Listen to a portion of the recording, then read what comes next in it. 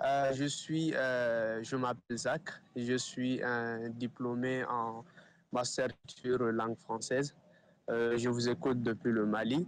Bon, c'est vrai que depuis ces derniers jours, depuis ces derniers mois, nous suivons de près M. Jean-Luc Mélenchon, candidat à la présidentielle, je dirais même le premier candidat déclaré à la présidentielle, mais aussi de fait qu'il commente beaucoup l'actualité malienne. Monsieur Jean-Luc Mélenchon, j'aimerais savoir si vous êtes élu président de la République française, quelle serait votre politique étrangère concernant le Mali? Merci. Concernant le Mali, donc déjà c'est bien, ça a réduit le champ. Bon, parce que la politique étrangère, j'en profite pour vous le dire, je vais m'exprimer demain. On fait on avait appelé ça un grand oral, parce qu'en général, on n'arrive jamais à parler de politique internationale, soit parce que ça n'intéresse pas, soit parce que c'est trop compliqué. Bon, bref. Alors, moi, je veux à tout prix m'exprimer, parce que le monde est en train de basculer dans une nouvelle situation. Et je voudrais dire ce que je ferai comme président de ce grand pays si je suis élu. Parce qu'on a les moyens de faire beaucoup de choses. Alors, déjà, demain, et ça sera retransmis. Donc, si ça vous intéresse, soyez là, en ligne, ça va être fait. Bon, alors ça, c'est la première chose que je voulais vous dire pour demain. Ensuite, sur la question du Mali, on va circonscrire au Mali. Nous sommes, nous, Français, présents militairement au Mali, à la demande, nous a dit le président François Hollande, qui en avait pris la décision, du président du Mali de l'époque.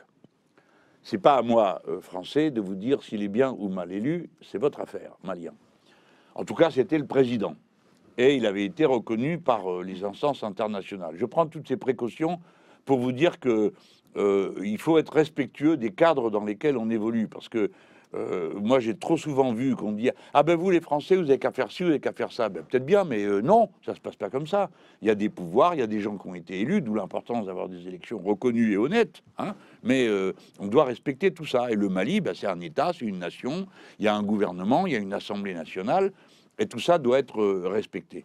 Donc, nous avons un accord de défense avec le Mali. À la demande du président malien, l'armée française est intervenue pour détruire une colonne, nous a-t-on dit, de djihadistes, nous a-t-on dit, qui s'apprêtaient à envahir, à descendre sur Bamako. L'expédition militaire a consisté à faire passer 2 avions Rafale, dans un sens puis dans l'autre, qui ont été ravitaillés en cours de route, en vol, parce que la distance est quand même très grande, je le rappelle, parce que pour dire que tout non plus n'est pas possible, hein, à tout moment. Alors, une fois que ça a été fait, l'affaire, normalement, aurait dû être réglée. Les Français, pourtant, ont installé une base, à la demande, là aussi, du gouvernement du Mali. Mais immédiatement, il y avait un problème, en tout cas. Si moi, j'avais été le président à ce moment-là, j'aurais dit, bon, d'accord, on a un accord de défense, mais on vient là pour quoi faire? Parce que si c'est pour détruire la colonne de djihadistes, ça vient d'être fait. On vient là pour quoi faire? Qu'est-ce que vous nous demandez de faire? Et donc, on aurait des objectifs politiques en disant, nous, on n'est pas chez nous, on est chez vous. Donc, on vient, on donne un coup de main, parce que oui, nous sommes des peuples liés, les Maliens et les Français, mais il faut nous dire à quel moment on s'en va, parce que nous, on va s'en aller. C'est pas notre rôle d'être tout le temps là. Alors, les militaires français ont été plus clairvoyants que les politiques, parce qu'ils ont immédiatement dit, une opération militaire sans but politique, ça ne peut pas marcher. 8 ans après, nous sommes encore là. Plus personne ne sait pourquoi faire au juste. Alors on nous dit, pour vaincre les djihadistes, alors il faudrait savoir, il y en a plus qu'avant. Qu'est-ce qui s'est passé entre-temps? Il y en a moins? Bon, moi j'ai ma réponse à toutes ces questions, mais comme représentant de la nation française, d'abord j'ai des raisons de me plaindre chez moi, en France. 8 ans qu'on est là, ça a coûté 5 milliards d'euros. Ça coûte 2 millions d'euros par jour. Bon, honnêtement, les 2 millions d'euros par jour, on est plutôt fait de les donner ou à payer des gens sur place à faire des choses. Ce serait peut-être presque plus rentable que d'y mettre 5000 militaires français. Nous avons perdu 50 personnes. Pour nous, Français, ça compte. Hein, alors, je ne sais pas combien de Maliens ont laissé leur vie dans les différentes opérations militaires qui ont eu lieu là-bas, mais je suis sûr que ça ne satisfait aucun Malien que quelqu'un soit mort. Ben, nous, c'est pareil. Nous, on a eu 50 morts, c'est trop. Voilà. Et donc, je ne suis pas d'accord pour que ça continue. sans qu'on ait ce minimum de respect pour les vivants comme pour les morts, de dire à quel moment tout ça va finir et dans quelles conditions. Donc voilà ce que je ferai. Je demanderai au gouvernement. Problème, le gouvernement en place est un gouvernement de coup d'État. Donc il a été élu par personne. Il y a eu un premier coup d'État. Bon, on a eu le sentiment que tout le monde essayait de trouver une issue honorable avec une programmation du moment où on voterait pour que ça se passe dans les meilleures conditions possibles. J'ai entendu dire déjà qu'il y avait une dispute sur la date des élections, parce qu'il faut quand même le temps de s'installer, de faire les choses comme il faut. Moi, je trouve que là, si vous voulez, il y a quelque chose qui n'est pas sérieux dans l'aide que l'Union européenne est censée apporter, ou même la France. Bon.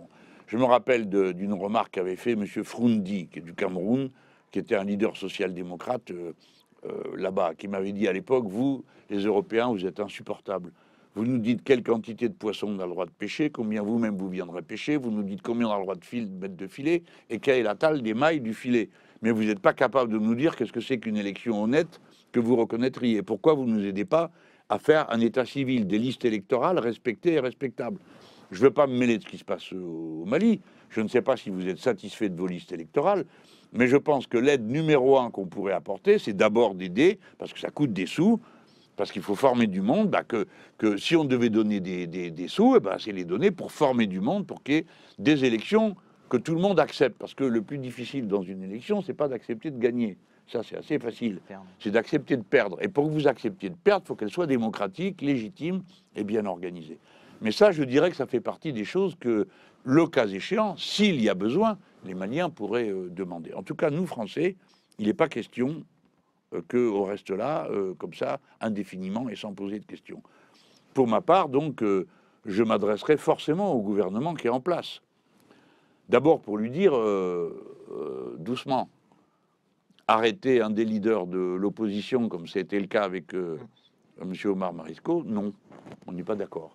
Alors, ça vous plaît pas ce qu'il a dit sur les réseaux sociaux? Dis donc, si ce que je dis qui plaît pas à Macron me valait d'aller en prison, j'y passerai ma vie. Hein. Bon, donc non, dans une démocratie, c'est comme ça. Les gens parlent et tout. Puis quand ça va trop loin, en général, il y a une action de justice. Mais c'est comme ça que ça se passe. Donc, on ne vient pas de nous dire il a été trop loin. Non, il n'a pas appelé à l'émeute, il n'a pas appelé à tout casser. C'est ça qu'on appellerait aller trop loin. Pour le reste, c'est des idées. Si des fois c'est dit avec un peu de vigueur, oui, ça fait aussi partie de la démocratie. Donc voilà ce que je peux vous dire pour le Mali. Je ne suis pas satisfait de la situation et j'aimerais qu'on trouve le moyen de nous dire à nous, Français, qu'on discute ensemble dans quelles conditions on repart. Qu'est-ce qu'il faut avoir atteint comme objectif, hein? On discuterait ensemble les objectifs parce que notre vocation est de nous en aller.